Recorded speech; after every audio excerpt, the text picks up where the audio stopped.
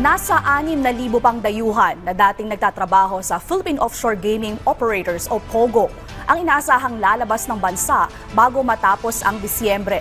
Ayon kay Bureau of Immigration spokesperson Dana Sandoval, wala ng extension ang pamamalagi nila sa bansa pagpatak ng Enero.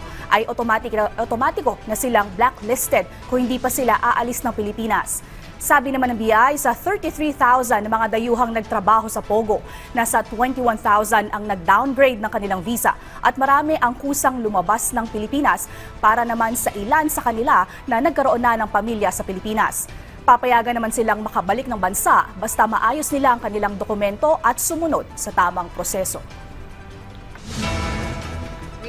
Come back to the Philippines, kagaya niyan, meron po silang asawa, meron silang anak dito sa Pilipinas, they should comply with the regulations. They should go out of the country as part of the downgrading in order to leave, and they may return kung meron po silang rason, lehitimong rason na bumalik po sa Pilipinas. Kasi kapag hindi po sila umalis, hindi po sila nag-comply doon sa regulations, they will be blacklisted, meaning they will be prevented from re-entering the Philippines.